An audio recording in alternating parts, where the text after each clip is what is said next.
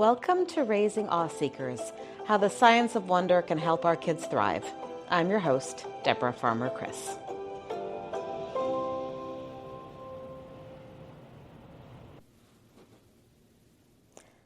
Today I want to tell you the story of two fathers. Let's start with Ansel Adams' dad. Even if you don't recognize the name, you would recognize Ansel Adams' black and white photographs of Yosemite National Park and other natural wonders. But here's what you may not know. Ansel Adams struggled with school. In his later years, Adams described himself as having, quote, hyperactivity and perhaps dyslexia. In 1915, when Adams was 13 years old, his father decided to pull him out of school and tutor him at home. As part of his education, Adams' dad got him a year-long pass to the Panama Pacific Exposition, an enormous World's Fair that had set up shop in San Francisco, not too far from his home. The fair showcased modern art, exhibits from dozens of countries, and demonstrations of the latest technology. Basically, it was 635 acres of wonder. Adams went to the expo almost every day.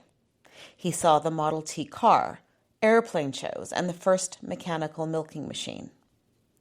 1 year later, his father gave him a camera, a Kodak #1 box Brownie to be exact, and took him on his first trip to Yosemite National Park. Adams was awestruck. "I knew my destiny," he later wrote, "when I first experienced Yosemite." His iconic photographs of this park introduced millions of people to its splendor. In his memoir, Adams offered this poignant tribute to his father's unconventional parenting choices. And I just love this. I often wonder at the strength and courage my father had in taking me out of the traditional school situation and providing me with these extraordinary learning experiences. I am certain he established the positive directions of my life that otherwise, given my native hyperactivity, could have been confused and catastrophic. I trace who I am and the direction of my development to those years of growing up in our house on the dunes, propelled by an internal spark tenderly kept alive and glowing by my father. My dad had a beautiful mind. Professionally, he was a genetics professor. On the side, he was fascinated by ancient Greek, Shakespeare, theology, electronics. He had a huge stack of Scientific American magazines by his chair, which he flipped through while watching Doctor Who, MASH, or Masterpiece Theater. He sang bass in the choir. He wrote to Congress about the hazards of missile testing, and he listened to Live from the Metropolitan Opera and Car Talk every Saturday while working on home repairs. When I visited his lab as a kid, to keep me occupied, he would put fruit flies under ether and then let me poke them with a paintbrush under the microscope. He brought home petri dishes and liquid nitrogen so we could do science experiments as a family.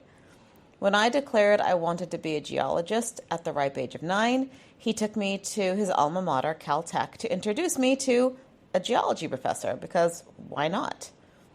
He gave my nature-loving brother elevation maps to plan and lead hikes to remote parts of southern Utah. More than once we got lost. But my dad would quip that we had solar blankets in his backpack, so we'd be fine spending the night in the desert if it came to that. It was only as an adult that I began to fully recognize that my dad was neurodivergent, so easily overwhelmed by people, and our modest home included 5 kids, multiple pets, and, until they passed away, a couple of grandparents. So he was overwhelmed a lot. He was not at ease in most social situations. He much preferred the lab to a party.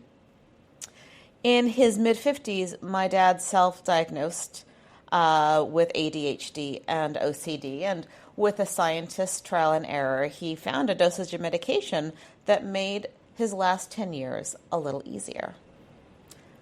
I grieve all the time that he never had a chance to meet my kids. But my 11-year-old son is named after him, and his relentless curiosity reminds me so much of my dad.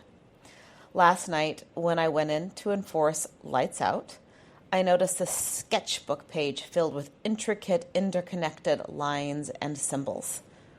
I asked him, "What are you up to?" And he responded, "Oh, that's my theory of time." It reminded me of when he was 6, and he called me into his room at 11 p.m. to say, "I just need to know what is past the edge of the universe." My kids attend a Montessori school, a place that allows their bodies and minds to wander in the best ways. It's a kind of unconventional education. Last year, my son's teacher encouraged him to research Stephen Hawking, and after weeks of study, my son wrote a biography that included this passage that, with his nervous permission, is also in my forthcoming book, Raising Awe Seekers. His words gave me goosebumps. He wrote, "There are some questions that everybody wonders. Some of them are related to you, like, how do I do this? Others are related to the world, like, where do we all come from? People like Darwin have answered the big questions of how humans and animals evolved, but one person tried to answer where everything came from, and that man was Stephen Hawking. Hawking is known worldwide as a person that represents success through adversity. He was diagnosed with ALS at 21 and later stated that being told he was going to die really made him realize that life was worth living, and he was going to live it. Stephen Hawking's discoveries and theories have impacted how scientists look at the universe. On a personal level," my son wrote, "he inspires me to never give up, no matter what challenges or questions I might encounter. Against all odds, Hawking left his mark on the world. He famously stated, quote, 'I want to inspire the next generation to look up at the stars and not down at their feet.'" So is there a thesis to this podcast today?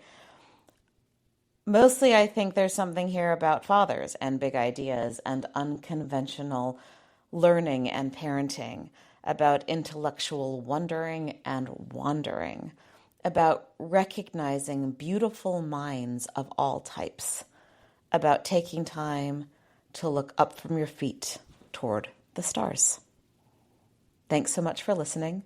I'm Deborah Farmer Kris, and this is Raising Awe Seekers.